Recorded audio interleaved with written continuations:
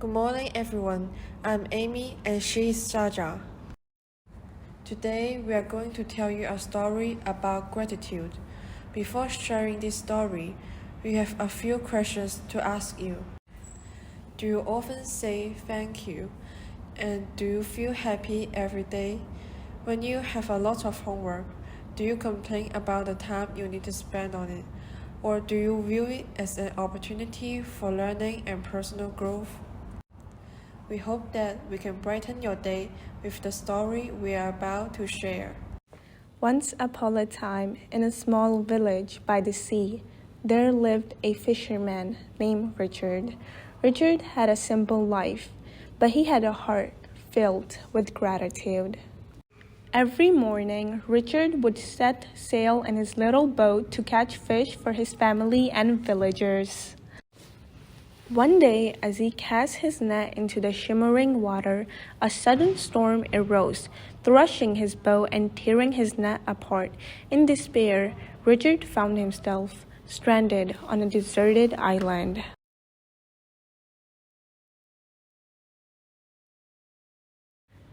Days turned into weeks, and Richard struggled to survive. He built a shelter, gathered food, and patiently waited for rescue. One night, as he gazed at the starry sky, a feeling of gratitude washed over him.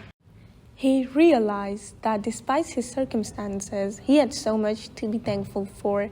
He was grateful for the strength to endure, for the beauty of nature around him, and for the lesson he learned about resilience and self-reliance. One morning, as Richard was collecting coconuts near the shore, he spotted a ship in the distance. He waved his arms and shouted for help. The ship crew noticed him and came to his rescue. Back in the village, Richard's return was celebrated with joy and relief. The villagers gathered to hear his tale, eager to know how he had survived. Richard stood before them and shared his remarkable journey. He said, "When I was stranded on that island, I could have easily focused on my misfortune and chosen to give up on surviving, but instead, I chose to be grateful for the blessing in my life, and it gave me the strength to try every possible means to survive. I realized that gratitude is not dependent on external circumstances, but it comes from within." The villagers listened attentively, and from that day forward, they embraced what they had taken for granted in their own lives.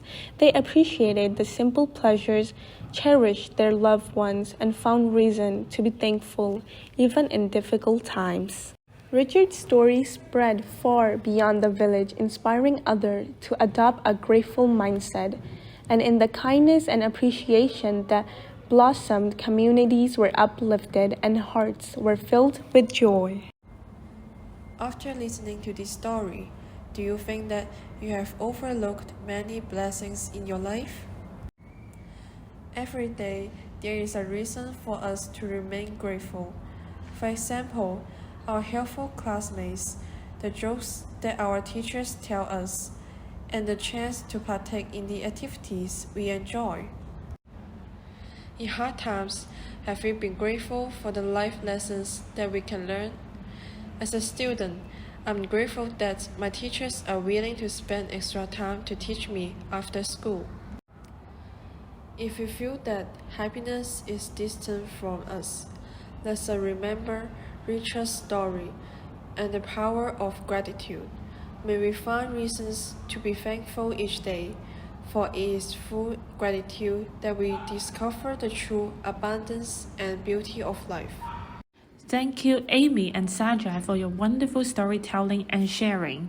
So here are the 8 vocabulary items that we can learn from the story of Richard.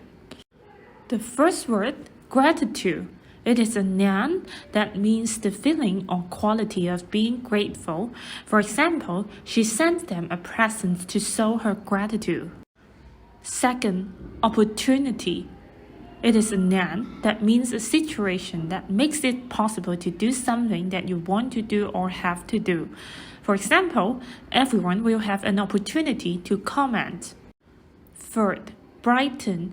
It is a verb that means to cause to become happy or full of hope. For example, there are 2 items of good news to brighten the economic picture.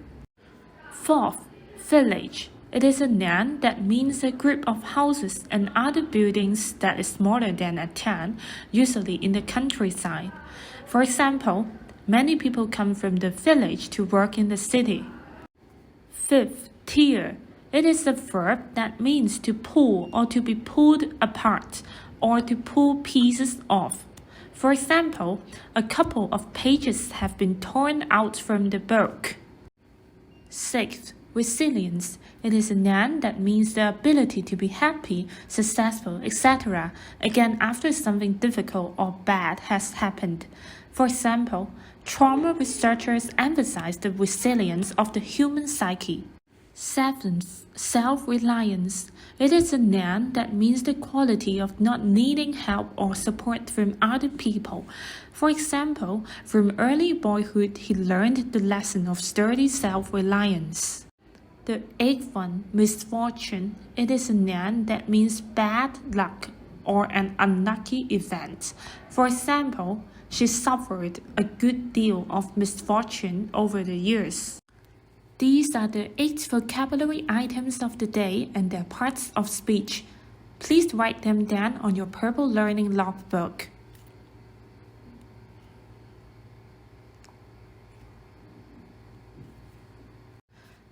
That's the end of today's morning sharing. Hope that everyone can cultivate a heart of gratitude.